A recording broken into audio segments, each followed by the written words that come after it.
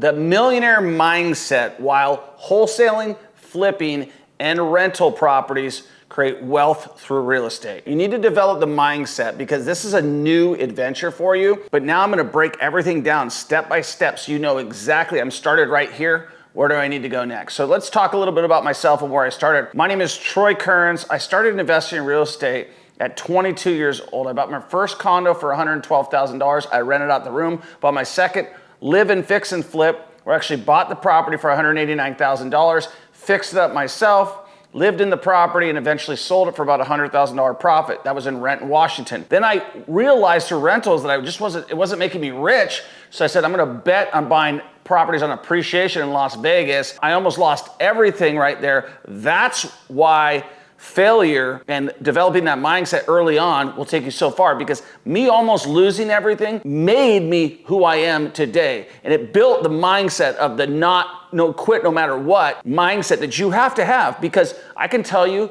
that no matter where you're at in your current life right now, whether you're working a W-2 job, whether you're like working for yourself, real estate's gonna make you wealthy. I'm sitting here today in a skyscraper that I bought for $5.2 million. At 28 years old, did I think I was gonna do that? At 22 years old, did I think I was gonna do that? Those are dreams of mine. So now I know that anything is possible, but it's all about, do I have the right mindset, right? Do I have the ability to visualize, to get through some of the issues that I've had in order to basically make it to some challenging times, right?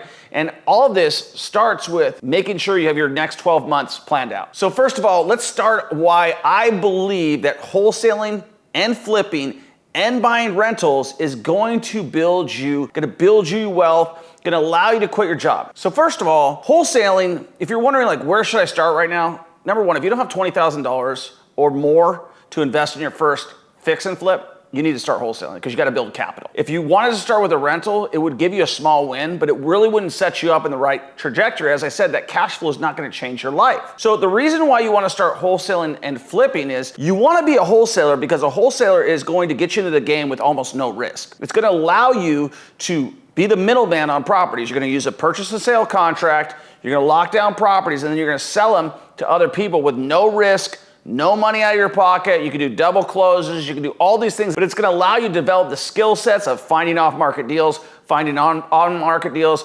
evaluating properties, and then eventually flipping those properties, which is gonna develop another skill set, right? When you make those profits, these are gonna be huge profits. Like I have one student that just made $70,000 on his wholesale deal. Another student made $120,000 on their flip. Now, that's great. That's fantastic money. But if you're making $1 million a year, which many of my students do, then you have a $400,000 tax burden that you're gonna have to pay. You can offset that through, your cars and you're writing off your expenses and things like that, but you're still gonna have to pay the IRS a lot of taxes. If you buy rentals, so you reinvest your capital, then you can pay no taxes. You can literally get it down to almost zero. You're still gonna pay your sales taxes, you're still gonna pay your property taxes, you're still gonna pay your DMV taxes, but in terms of federal income taxes, you can get those things to pretty much close to zero, and in some cases to negative numbers, which you can carry forward, and in some tax administrations carry backwards. This is why I really believe that the best way to become a true real estate professional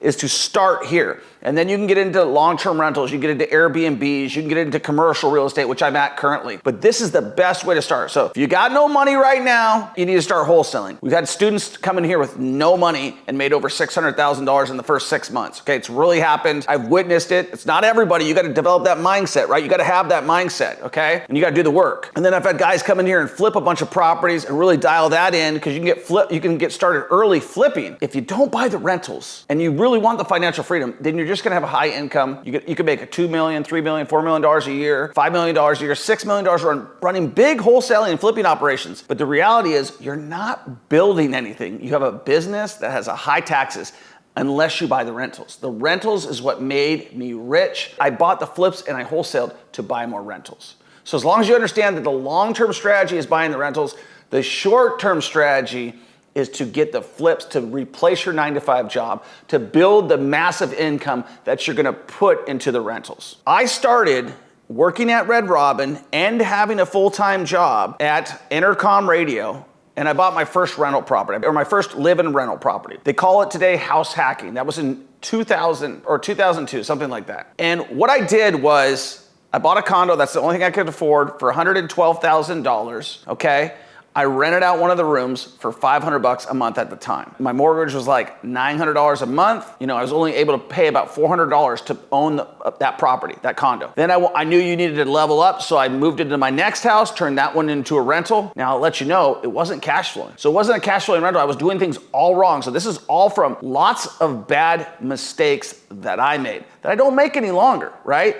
I avoid those mistakes. They still happen, but I know going in that I'm making it versus the contrary is where you don't know what you're doing. After I do that, I buy my other property. You know, there's no modules online. There's no online coaching. There's no YouTube. There's none of that. So buy my second property, bought a little bit of a beater. I don't think I knew exactly what the ARV is, which we'll get into that. I don't know what the market value was, repaired or anything like that. I just knew I was getting a good deal. It was a beat up house. I was gonna fix it up, move it into it, ended up doing really good on that one despite me not being extremely knowledgeable about it. Bought it for $189,000, sold it for about $330,000. I don't remember exactly what I bought it for, but it was around 100. I know I made $100,000 at the end of the day. Like $100,000 went to my bank account at the end of the day when I sold that property. I got that job done. I learned very early on, because I did all the work myself with my uncle, that, man, I don't want to do this work again. This sucks. I made a bunch of mistakes, the wrong plumbing, the wrong paint, moving it slow. And really, a lot of my students have done that same thing where they've done their first fix and flip. It could take you a long time. My recommendation is, unless you're a contractor, get someone else to do the work. You act as your own GC, general contractor, your own properties, but don't be the one doing the work, okay? So now, as you get further along, I realized, man, this is moving too slow for me, right? So I bought 2 properties in Las Vegas. I bet on appreciation. The market collapsed. The assets that I bought that I thought were gonna go up in value ended up going down to zero, and I almost lost everything, right? Like I was losing $2,500 a month. I was an alcoholic. I haven't drank since 2007. I was about ready to lose everything. I thought I was gonna file bankruptcy. I thought I was gonna go, short sale, foreclosure. I didn't know what to do. And really, learning that way and learning like all those mistakes that I made so early on, like trying to move things too fast. So that's the one thing that I can tell you right now is don't move things too fast. Trust the process. Real estate is slow, methodical, but truly guaranteed to get you rich. The reason about me is I got impatient, right? It wasn't happening fast enough for me. So rather than taking the course and moving to the next thing, like learning how to flip, I said, let's bet on appreciation. Let's bet on speculation. At that time, everybody was getting a loan, got a loan, was able to buy those properties, and they lost me $2,500 a month. And then when the bottom dropped out, I was holding the bag. And I realized very soon that I made the wrong decision, right? So now you're talking to me from those failures. A different person knows how to make sure that you'll never make those mistakes that I made. You don't have to make them. I could tell you, don't bet on appreciation, don't bet on the wrong thing, make sure you do everything to the T. All right, so now you heard enough about my story. We're gonna get into the millionaire mindset. As I was trying to scale, and many of you guys have maybe bought rental properties before, you're making $500 a month, you're making $700 a month, you got one repair that goes on in those houses and it's a negatively cash flowing asset. Sure, you might be rich on paper, you might be telling all your buddies you got $1 million in equity. Maybe you're one of the students that I've coached before that's got 10 rental properties and you're worth $2 million on paper, but you have no money in your bank account and it's all stuck in these houses, right? And so that's great, but you're not making the income. So you can't scale unless you have another job that makes you a ton of money and you're using real estate as a tax shelter to offset those gains that you're making from your other business. That can work too, but that's the very few. I've had a few students that make massive amounts of money, and in order to offset their taxes, they're gonna buy real estate for the long-term gain. A true beginner or somebody who's looking to elevate up to the next level will take wholesaling and flipping, which are highly lucrative, high income producing skill sets that can make you as little as $100,000 a year. Obviously, you can make a lot less, or $4 or $5 million a year. I've got students that are doing well over $1 million a year right now. And you take that money and then you buy rentals. The rentals do 2 things. One, I like to buy stuff with no debt. So if I buy a rental property, I always call it the buy 2, keep 1. If I buy a rental property, generally what I'm looking to do is I'm looking to buy that rental property in a low income area. And I'm generally looking to pay as much down as possible where I have the least amount of mortgage or no mortgage at all. I might be doing that out of state. I might be doing that in another market. Like I've got a lot of students in Florida. If I'm making $60,000 on a property in Florida, maybe I go buy a property in a market. And here's another thing, is you want to highly concentrate in an area, right? So you want to make sure, like, if you're flipping in Florida and you realize, man, it doesn't make sense to buy properties in Florida, which a lot of times it does not for rental properties, then I'm going to need to find a market outside of my existing market where I can dominate. So you're going to want to do your market research and really be like, this is the market that I'm going to go into. There's plenty of them in the United States. The reason you want to do that is if you make $1 million and you pay 40% to the IRS, you made $600,000. So even if you buy rentals and they make you $200, $300 a month, $400 a month, but they offset $400,000 in taxes, which they do, then you are building wealth. You're offsetting your taxes. What they say, death and taxes are the only things that are guaranteed. Well, you can offset your taxes. So now, even if you made $1 million, you actually made $1 million and you were able to buy assets that now produce cash flow and offset your taxes. Same thing. Now, let's say you're wholesaling. Let's say you made $200,000, $300,000 in wholesaling money. You only have so many expenses, right? Unless you're cheating the IRS, which you will get in trouble for that, I promise you. So unless you're cheating the IRS, then there's only so much money you're gonna have to write up. I've written a lot of checks to the IRS, I can tell you that. So unless you buy rental properties or you blow your money on stupid shit, then you're not gonna build wealth. So what you wanna do is, whether you're flipping or wholesaling, is you wanna take those profits and put them into rental properties. Ideally, paying down the debt as soon as possible. This is maybe contrary to what other people talk about online, but I'm a big believer in having all your assets paid off, because it's a lot quicker to get to your number if you're buying cheap houses, and we're talking $60,000, $70,000, $80,000 houses in low income areas that you own for cash. Why do you own them for cash? You're always gonna have access to that capital. But I just say, why would you park your money in your bank account? Or why would you park your money in the stock market? Why don't you have your assets pay for your liabilities, right? So once I park that $60,000 or $70,000, $80,000 in profit into this house, I've done a couple things. One, I've offset my taxes. Two, I now have an income producing asset. Three, I have an asset that's going up in value. And I'm looking at minimum of 5 to 10 year holds on all my properties. Then I 1031 exchange those properties. But the reason that this strategy works, and the reason why you can get rich in as little as 3 to 5 years and possibly retire in 1, is because you've got a high income skill set that makes you the money, and then you're redistributing that capital into stuff that offsets your taxes and builds your wealth. Buy 2, keep 1.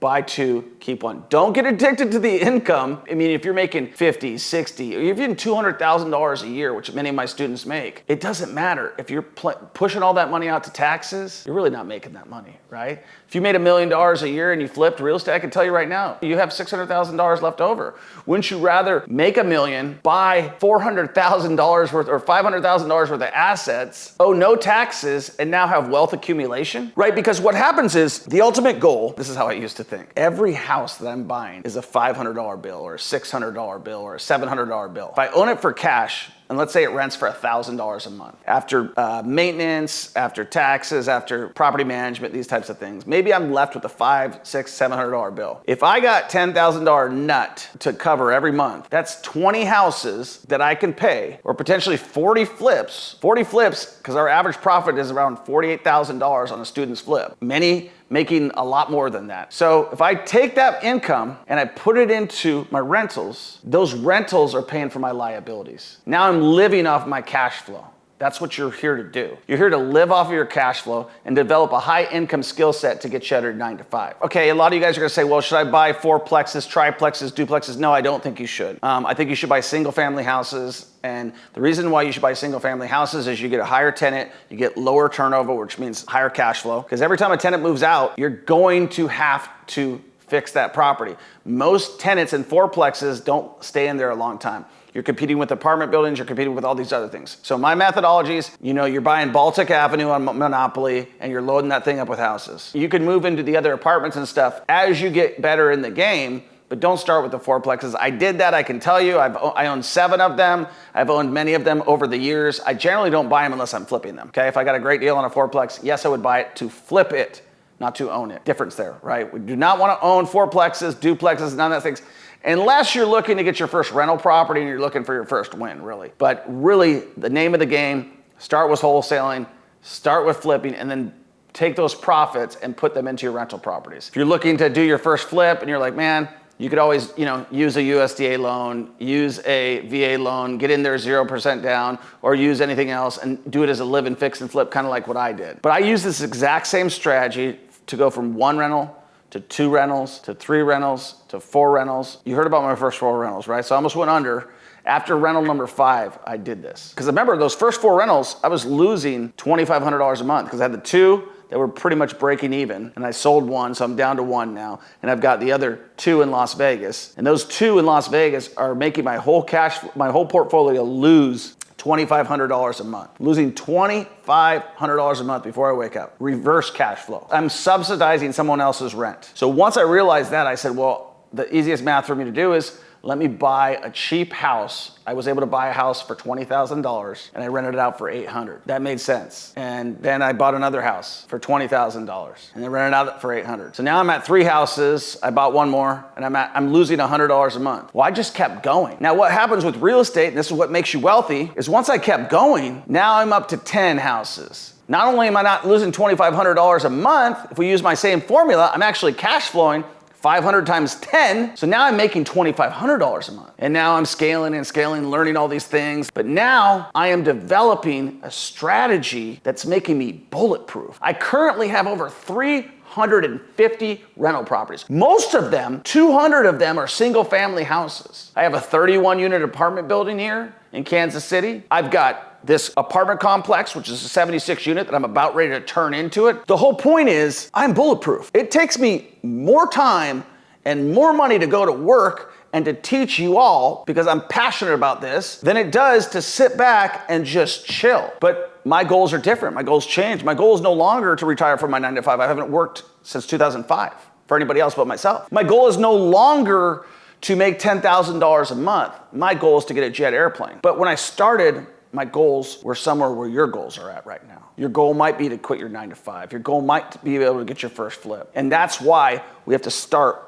with a millionaire mindset. You have to start believing and dreaming where you're gonna be, where you're gonna be next. If you take this journey with me, I can help you become a millionaire. I can help you become a multimillionaire. I've helped many of my students do that. Nothing is going to teach you more than doing the work. Celebrating the small wins, making that first phone call, knocking that first door, cold calling, writing that first contract, getting pre-approved. All of these things are small wins. Don't focus on getting your first flip until you get those small wins done. Let's go through the myths versus the reality. The myth 1 is real estate is easy money. Well, I bought all those rentals, right? Because I had a high income skill set. I was a real estate commission guy. I was selling all my properties. I got massive amounts of transactional experience by selling houses, over 3,000 houses from 2006 to 2012. I didn't do my first flip until 2013.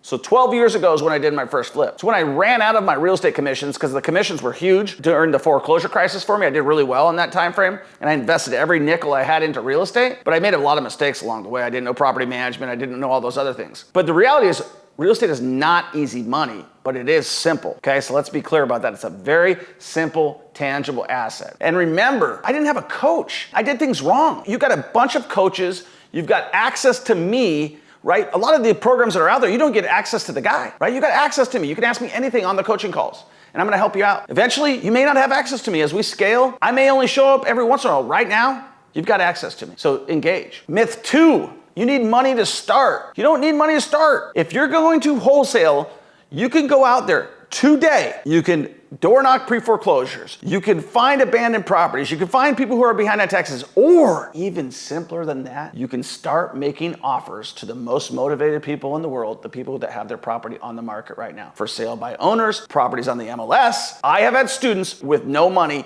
that have made $600,000 in their first 6 months, but they took massive action. They didn't work 10 hours a day. That's another myth. You need to work all the time. You could do this in 1 hour a day. 1 hour a day working on your business, not researching, not watching YouTube videos, but working on your business. And I would even say less, 5 hours a freaking week. You're gonna change your life. Myth number 4, flipping is always profitable. Man, I've lost money on flips. But I will tell you that not one person in our program at this point in time, May 20th of 2025, has ever lost money on a deal that we have blessed. Any deal that our students have brought to us and that has followed the direction and is gauged in the calls, not one person has lost money in one of their flips. I'm very proud of that, okay?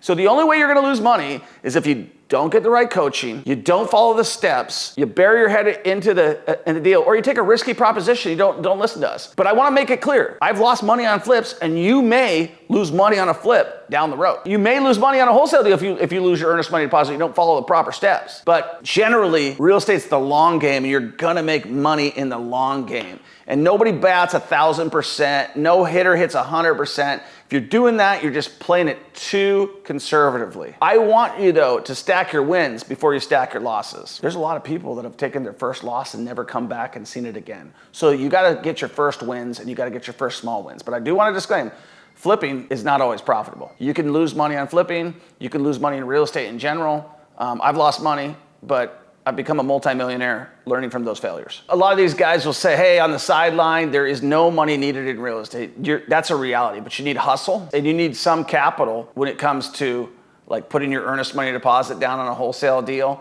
You can get creative with it. You can do a promissory note. We can talk about that and this and the other thing, but nothing, you're gonna need hustle. That's human capital, right? So if you don't have hustle, you don't wanna work hard, you're probably not gonna be successful. You can probably stop this video right now if you're not gonna work hard and just say, you know what, quit, Troy, I'm out. One thing I talked about is you have to have a goal, right? So let's start with the statement of desire, right? The statement of desire is you telling you who you are right now. I am Troy Kearns, and by the time I turn 50 years old, I'm gonna be in the best shape of my life. I'm gonna be 185 pounds. I'm gonna be playing, close to scratch golf. I'm gonna be flying a jet. I'm gonna have my building done. I'm gonna be on my second building. I'm gonna help hundreds and hundreds and hundreds of students become millionaires. That's me putting in future tense what's gonna happen. I'm 47 right now, almost 48. By the time this happens, I'm gonna write this down. I'm gonna give you the things to do, and that's gonna be my statement of desire. And then I'm gonna read it, I'm gonna place it.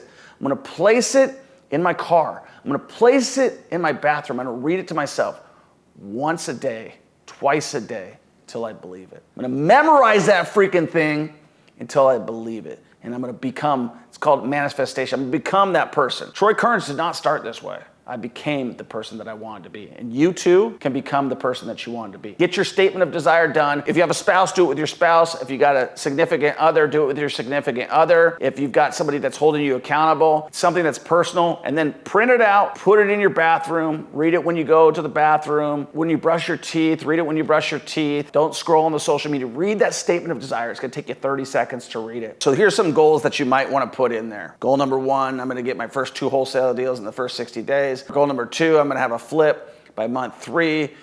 Goal number 4, and then you gotta start with the basics. Like, I'm gonna drive for dollars, I'm gonna do this, I'm gonna do that, I'm gonna do the other thing. It's all up to you, but you've gotta start somewhere. Let's talk about overcoming obstacles. You're gonna have to overcome your fear of losing money. The number 1 fear that you have is losing money. Now, we said real estate's risky, right? But you gotta overcome that, because the juice is worth the squeeze. Another fear. What about the market, Troy? What's going on with the market? Do you know that I have been actively buying, since 2009? Now, I told you I bought from 2002, 2004, and I almost lost everything, and I held off. I didn't buy anything until 2009. Because of that major setback that took me out of the market for 5 freaking years. I have not stopped buying since 2009. There was a lot of things I wish I could have done differently. Should have bought more over here, should have bought more over there, should have held on to this one longer, but I have not started buying since 2009. That's 16 years of buying properties. Do you think I give a crap what the market does? The market's gonna do what the market's gonna do. I'm in it for the long haul. When I'm in my flips, I'm planning for 6 months out. I'm planning for a major flip for longer term out. If I'm wholesaling, I'm in and out. But if I'm making my plans properly, I'm not worried about the market. The market in real estate is slow. It's not the stock market. Stock market, phew, everything goes down. Real estate market is slow down, slow up. It may seem like it's happening overnight, but it's not. Fear of rejection. You're gonna make phone calls when you first start. If you're brand new, you have to make phone calls, okay? If you're brand new, you gotta make phone calls, period. Get over it. What's my fear? My fear is being rejected. What if they tell me no? You're on the freaking phone. Who cares if they tell you no? What are they gonna do? They're not gonna bite you. A seller is gonna tell you no. This is an at-bat game. You are not getting 100%. The only way you can get over your fear of rejection is by getting better at what you do to make sure that the rejections are less. You're always gonna be rejection. You just have to tune out the word no. I don't hear no. Somebody tells me no, it's not right now. I don't fear rejection. I fear indecision. Indecision is the worst thing than rejection. Get over your fear of rejection. Take action. The juice is worth the squeeze. I promise you. If you be a you-know-what and you don't take this seriously, you're gonna be in the same position you are right now, okay? If I didn't do this at 28 years old and really take it seriously, I'm worth 50 million bucks. Despite all the bullshit I did wrong, despite it all, I'm worth $50 million. My kids are taken care of. My wife is taken care of. I've got 2 houses. I've got a skyscraper. I've got 350 rental properties. The juice is worth the squeeze, and you can do this. Many of you are smarter than I was. Many of you grew up in a better home than I did. The juice is worth the squeeze, but you gotta get over your fear of rejection. You gotta get over your fear of losing money, and you gotta get over your fear of the market shifting, okay? Market's not gonna shift overnight, but what is gonna shift is you taking action. All right, guys, see ya.